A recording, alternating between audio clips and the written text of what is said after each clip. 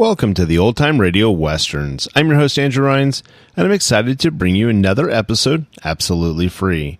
This episode is just one of over 80 episodes we release monthly. Each one is meticulously digitally restored and stored in the cloud, which comes at a considerable expense. To help cover these costs, you might hear some advertisements throughout this episode. While we retain the original commercials for historical authenticity, you may encounter modern ads. We promise to keep these ads to a minimum and try to place them where you would have originally heard them when they aired. If you prefer an ad-free experience, you can support us by becoming a member on our Patreon page. Go to otrwesterns.com/donate. Again, that's otrwesterns.com/donate for more information. I want to emphasize that we're committed to providing this content to you for free, but also want to be transparent about the financial realities of producing these shows. As a reminder, if you're listening to this episode on a service you pay for, please know that they do not support this podcast in any way, and the ads will be in this episode. Now, let's get into this episode. This episode is going to be The Lone Ranger. Original air date is June 9th, 1939, and the title is End of a Feud. Thanks for listening, and I hope you enjoy.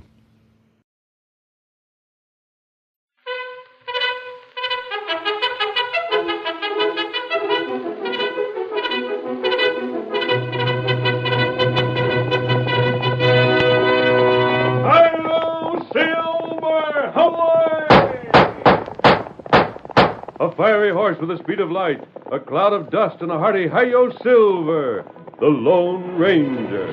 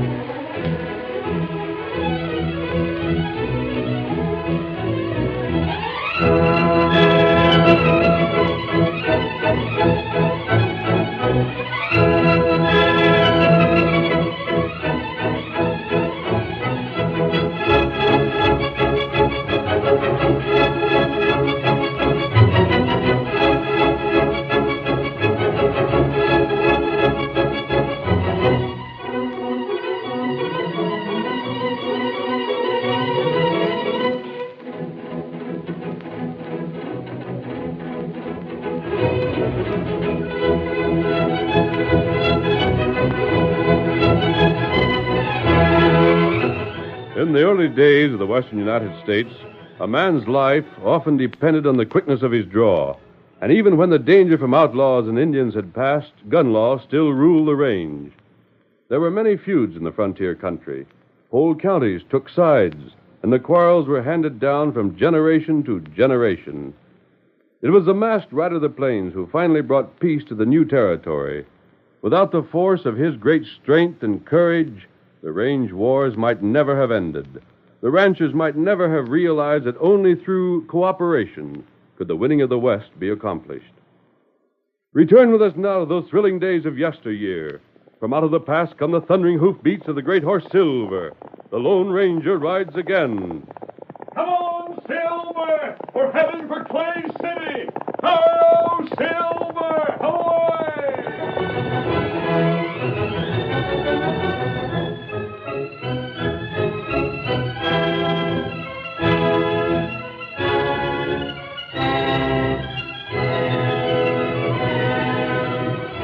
It was Saturday night and payday on the range. Clay City, the county seat of Clayton County, was thronged with cowboys eager to spend their wages. The Longhorn Cafe was doing a thriving business, and the bar was three deep with customers.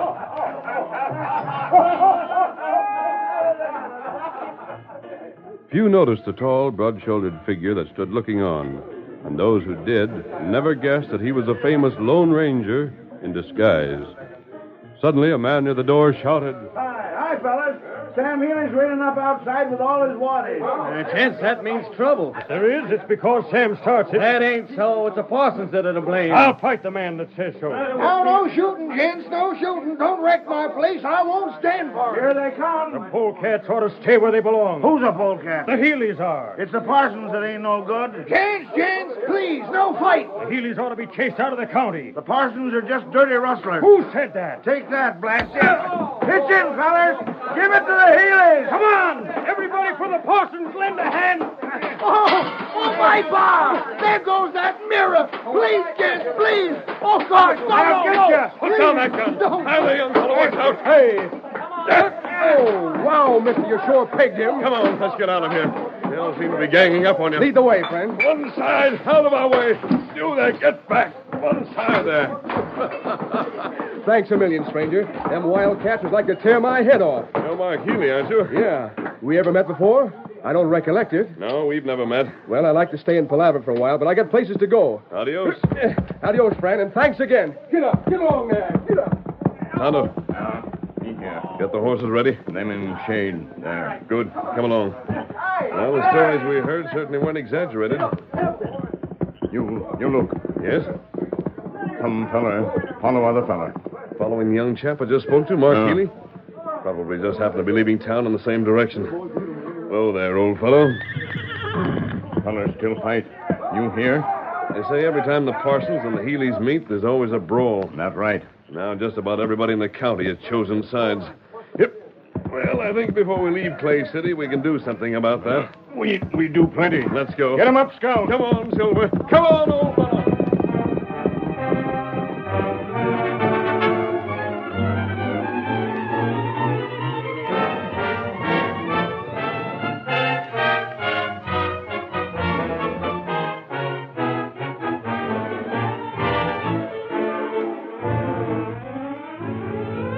Young Mark Healy spurred his horse out of town, cut away from the trail after a mile or two, then finally brought his horse to a halt where the ledge of a cliff looked down upon the moonlit valley below.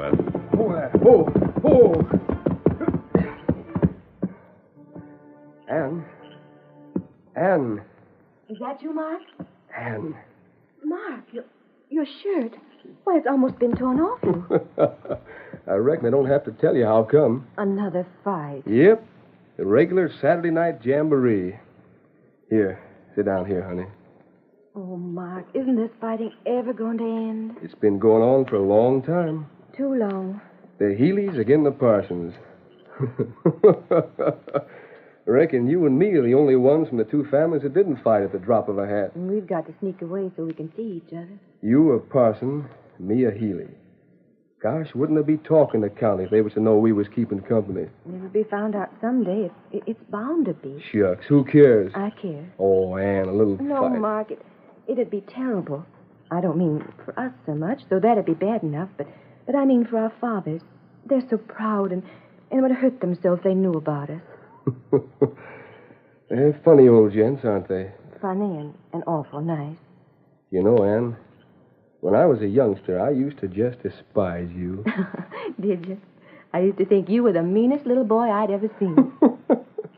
Once every week, Pa'd get the whole family together and remind us again what skunks and polecats the Parson tribe was. Shucks, when I was a youngster, I never had no more idea of doubting that than a day always followed night. And, Dad, all you had to do was just say the name Healy, and Mother and I had to stop our ears. My, such language. Ann, I've been thinking things over. Yeah? I've been saving. I got cash, and I don't need to stay on the ranch no longer. I could strike out for myself. Oh? That is, if you'd be willing to get hitched. We will someday. Why not now? To blazes with our families fighting like cats and dogs. To blazes what they'd think of us. We got a right to live our own lives, ain't we? No. But, Ann... No, Mark. No matter what we think, it always gets back to the same thing. I love my father and you love yours. We couldn't do that to them. Oh, I wish... Wish what, Mark?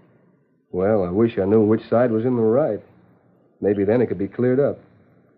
Pa claims when he was a young feller, partners with your pa stole from him, then tried to knife him so as he wouldn't be found out. And my father claims the same. Well, there you are. And as long as we live, we'll probably never learn the truth.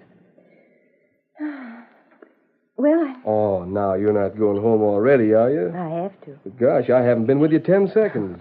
I'm glad you think so. Well, I haven't. I have to go, Mark. If I'm gone from the house too long, they'll ask for me. Then they'll wonder where I've been, and if we're ever discovered... What's that? Oh. Wait. A horseman. Oh, Mark, do you think we were seen? No, I reckon not. But I... Now, don't you worry about it. No, I must go home. I simply must. Goodbye, Mark. Goodbye. Don't you forget, Ann. Tomorrow at the same time.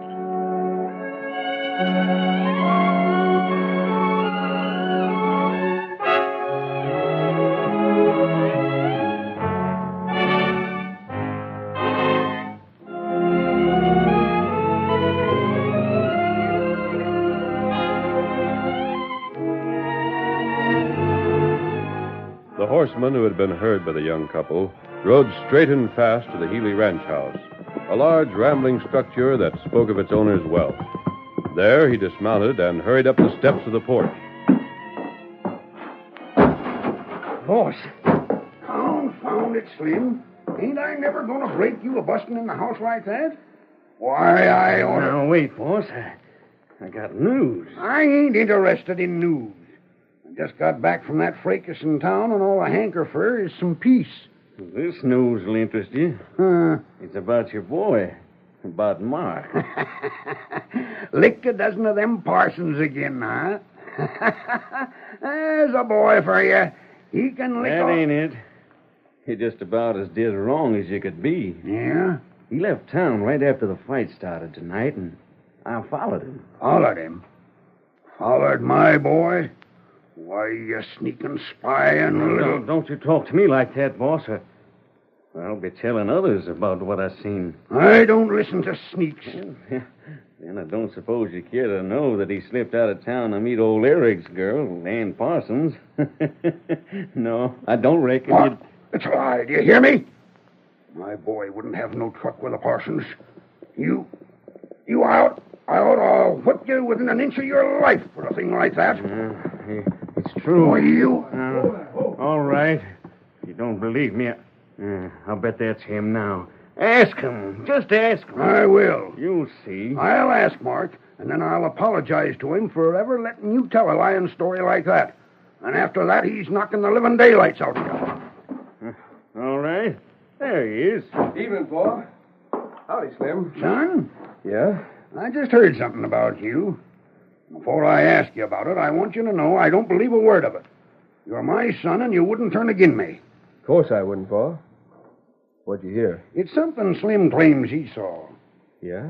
I hate to even mention it. You're afraid to ask. Go on, Pa. I'll tell you the truth, whatever it is. Slim says he followed you out of town tonight. He did? He says he followed you and seen you meet that Parsons girl. Now tell him to his face what a sneaking polecat he is, and then give him what for. Well, go on, son, tell him. Does he look to you like he was going to say I was lying? Mark, say something. You don't mean... Pa, he didn't lie. Mark. There. Don't look at me like that. You gotta listen to me. She's fine. She's the finest woman I ever met. It don't matter what her paw is or anything else. She's the... Get out. Now look, Pa, just... Get out! I won't. You gotta savvy how I feel. You gotta listen to me. You gotta savvy it ain't fair to blame Eric's girl for what he may be done. Wait. You hit me. Now maybe you understand me. I said get out. Don't come back. But, Pa... You're my son, and you side in with the folks that'd run me off the range if they had the chance. I ain't got words enough to tell you what I think of you. Why, even folks that ain't no kin, even townspeople and nesters and cowhands in the county are more loyal to me than what you've been. People that don't owe me nothing siding with me. While you that owes me everything turn agin me. I haven't. You shouldn't say that. From now on, you're a Parsons. When I meet you on the trail, I'll shoot at you just like I would any other Parsons. You ain't no Healy. You don't deserve the name. Now, look here, Pa. You can't... Mark. Ask. What the... This isn't a hold-up. I've come for you, Mark. Come before there are things said neither one of you will ever be able to forget. I might as well. I don't know who you are, stranger. You're masked and you're likely a crook. But I'll be blasted if I wouldn't rather go with a crook than stay here. It's the kind of company you deserve. I'll come back when you apologize. But when I do come back, if ever, Anne is going to be my wife. Then you won't come back. Come on, Mark. Yeah. See, boss, I was telling you the straight truth all the time. You see that I was, don't you? You were. I thought you ought to know. I beg your pardon for calling you a polecat, Slim. Oh, I don't bear no hard feelings. You have my apology. Oh. Now clear out. What? Get off my place. Clear out. Ride so far I don't never hear of you again. Boss. You hear me? Or do I have to take a gun to you? I'm going. You fool! You fool! What did you have to tell me for? Ho, Silver! Away!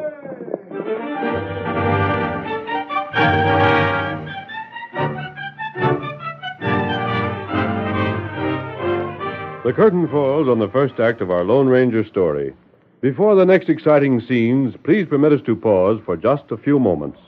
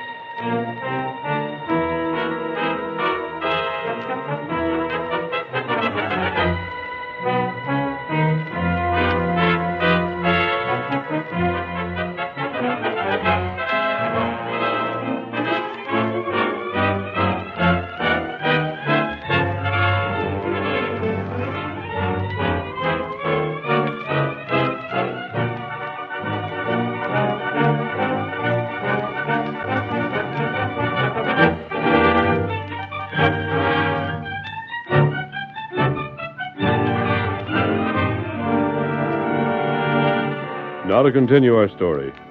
The Lone Ranger led Mark Healy to the small, well-hidden camp he shared with Tonto. Oh, Silver. Oh, boy. Oh. Here we are, Mark. Yeah.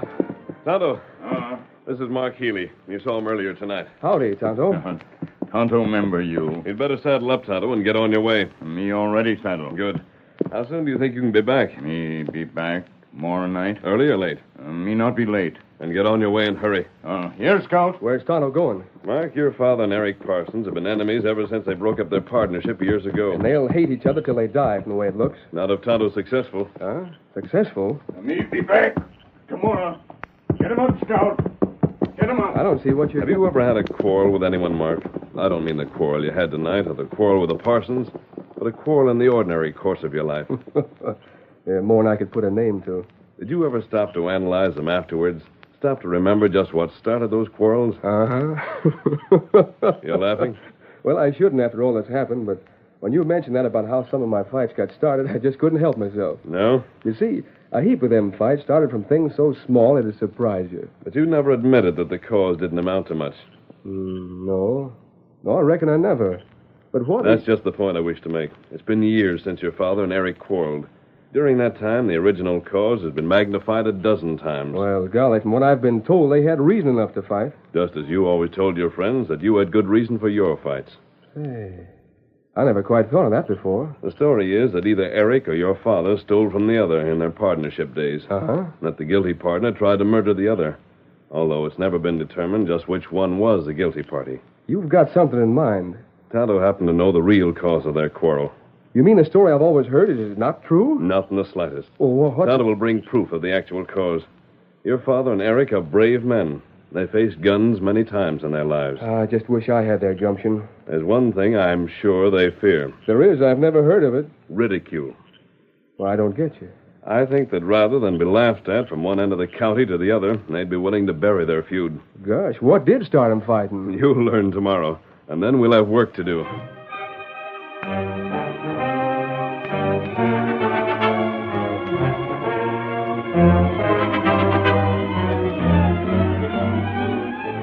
Slim did not hesitate to spread the story about Mark and Ann. In the course of time, it reached the ears of old Eric Parsons himself. And on the evening of the following day, he called his daughter before him, then... You wanted me, Father? I've been hearing things, Ann. I think I know what you mean. Well, Well, I suppose you heard Mark Healy and I were seen together. I did. It's true. You didn't mean to meet him, though, eh? You just happened to bump into him, and he wouldn't let you get away. That's it, ain't it? No. What? We met on purpose. You met the son of the man that once tried to kill me? You was friendly with a skunk like that? I love Mark, Father. Fiddlesticks. I do love him. You're just a child. You ain't got the sense to know what you feel. I'm 21. I've seen folks that was half-witted children till the age of 60. You're likely the same. In love with a Healy. Why, that's the blamedest nonsense I ever heard. It isn't. I'm your pa. But And as long as you're in my care, living in my home, it's my duty to look after you. You ain't leaving this house till you admit you've got over that loco notion. I won't. I never will. Get to your room. I love Mark. I don't care what you say. I love him. Get to your room. You can keep me here the rest of my life, and I'll still feel just like I do now. You say that, till I say you can come out.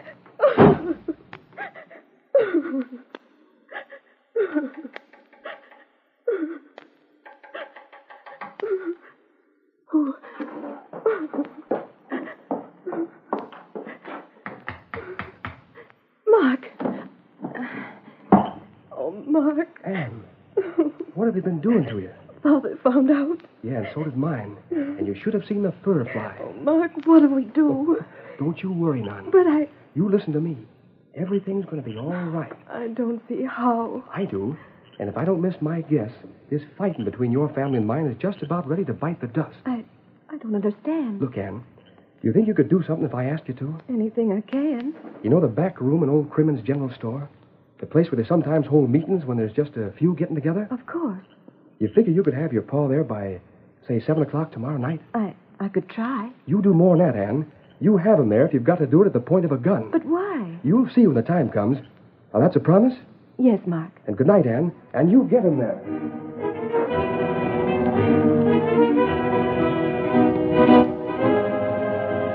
It was at 6 o'clock the next evening that old Sam Healy, sitting alone in his living room, happened to glance out the front window.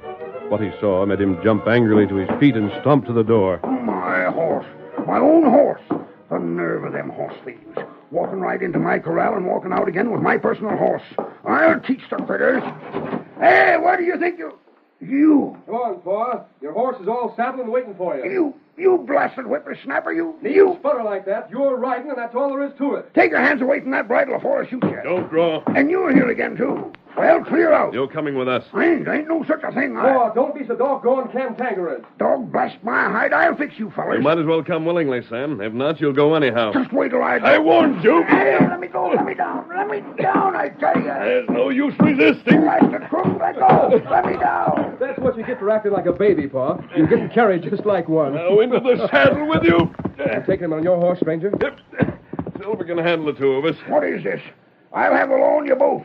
It's the same as kidnapping. It ain't right. It ain't legal. Oh, it's sure going to end in a heap of trouble. Ready, stranger? Let's go. Get up now. Get up. Come on, Silver. Let me down, I tell you. Let me go.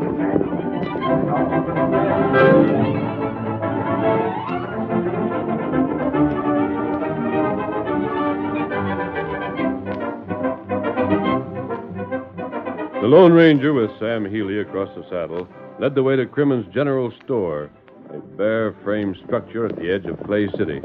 It was dark when they arrived, and the masked man reined up in the shadows behind the store. Oh, Silver. Oh, boy. You fellas will pay for this.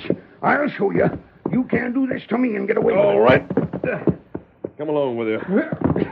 Come on, Pa. What did you bring me here for? Wouldn't you just like to know? If you're mad now... I am. Well, it ain't going to be a patch on what you soon will be. This way, Pa. We're going in the back way. You wouldn't do this if I was 20 years younger. By golly, I'd show you. Get in here, Pa. And if it wasn't two again my one, I'd still teach you a thing or two, what? Hey. Sam, so this is why I was brought here. I thought the story Ann gave him was kind of fishy. Not any fishier than you sidewinder. Oh, stop it this minute. Why didn't I bring my gun along? Because you're too old and stove in to use one. I am I? Well, I'll That'll show you. be enough. Quiet, both of you. But he... Quiet. Don't they beat all, stranger? Been fighting for 40 years. Got the whole county choosing up sides between them. And when you get right down to it, they sound just like a couple of kids, daring each other to take a punch at them. Ann, how'd you get your boy here? Honest, Mark, I don't know. All I know is I don't want another chore like this as long as I live. Say now, you two... You listen to me. Who are you? That doesn't matter. What does matter is the fact you and Eric there have been enemies all these years for what amounted to absolutely nothing. Nothing. I like that. Before you leave this room, you're going to shake hands, give Ann and Mark permission to marry, and promise publicly that you've both been wrong. That's the craziest speech I ever heard one man say. Them things are just as likely to happen as Eric is likely to dodge hanging. Why, you... One moment. Sam, you still claim Eric tried to kill you when you were partners? And that ain't the half of it. You look here, You'll get your turn to speak, Eric. I understand you accuse Sam of the same things he accuses you. Only I'm telling the truth, and he ain't. I am. You wouldn't know the truth if it stepped up and smacked you in the eye. One moment. You both told your stories. Now I'll tell mine. I'll get it over with quick so's I can put my attention to lambasting this polecat. Why, you skinny, flea-bitten old mule, you couldn't lick a postage stamp. Quiet. Do you recall a pretty young dancer from south of the border? A dancer named Rosita? Huh? Rosita? What did we have to do with dancers? You knew this girl while you were both young men. Yeah, now that I come to think of it, I do recall a girl like that. Mighty sweet on me she was, too. Sweet on you? Why, when I used to go in the cafe, she never looked at nobody else but me. Used to sing just as special for me, too. Bragging again. Wait right there. Where you going? You'll see. Bring her in here, Tonto. Amigos! Oh, how long it is since last we met. What's this? This ain't Rosita's grandma, is she? Pig, scum, I am Rosita. What? Oh, you can't be. You say I do not speak the truth? But I can remember Rosita just like it was yesterday. Why, she didn't hardly weigh 100 pounds. And she never had no mustache, neither. No. And then you did not insult me. You say to me many fine speeches. Oh. You remember when you called me the beautiful flower of the border, no? Who, me? Si, senor. That and many other things. Why, I never did. That's enough. I thought to bring you here to remind them of the real cause of their quarrel. You remember it, don't you? Oh, but yes, senor, with the mask. They are in the cantina. I'm dancing, la la. I carry the rose in my hand. I throw it to them. Senor Healy says it is for him. Senor Parsons says, oh, so lovely, it is for him. And then they fight. And in one more week, they're the great enemies. Now, look, Rosita, you must have got things mixed up. It couldn't have been that way. Rosita, do not lie, senor. Recollect what you told me, stranger? What you told me about how quarrels start and then get more serious all the time? Well, I'll be switched if you didn't hit it right. Tonto had heard the story south of the border and recalled it when we learned of this feud. Rosita. See? If you won't go to talking, why, maybe I could scrape up a few pesos to... And you heard my conditions. Either you agree to them, or the entire story will be repeated throughout the county. But we'd never live it down. Honest, I'd plumb forgot that's how the whole thing started. Well? I don't know. I suppose... It doesn't seem like we got much choice. I don't like you particular. And I ain't got much use for you. But if we have to, why... Oh, we might as well shake hands. And Mark and me, Father, you They let got to let us get hitched now. It's blackmail, but I don't mind so much. Gets hitched whenever you're reminded. Oh, this makes me so happy. You ain't got nothing on me, Rosita. Plenty on our fathers. Hey, friends. We may meet again, Mark. Come, Tonto. Hold on. Come back here, stranger. Hail, Silver! Away! Well, masked man's gone, honey. But while he was here, he sure done a plenty. Come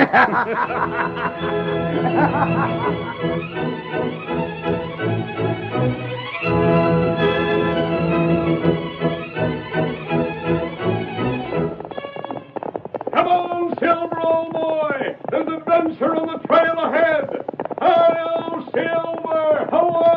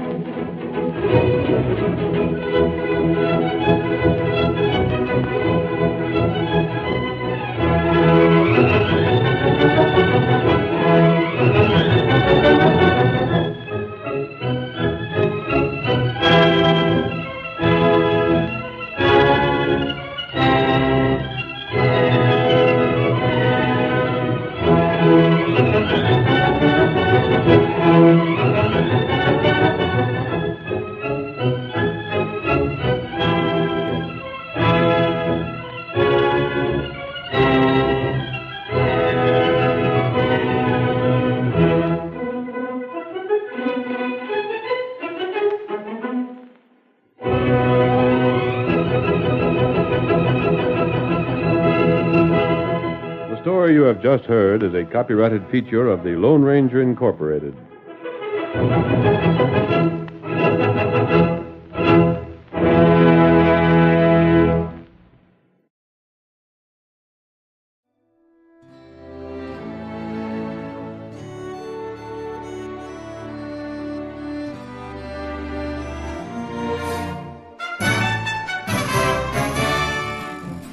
This has been a presentation of OTRWesterns.com, and we hope you enjoyed. Please take some time to like and rate our shows in your favorite podcast application. Follow us on Facebook by going to OTRWesterns.com/Facebook. Subscribe to our YouTube channel by going to OTRWesterns.com/YouTube. And send us an email, podcast@OTRWesterns.com.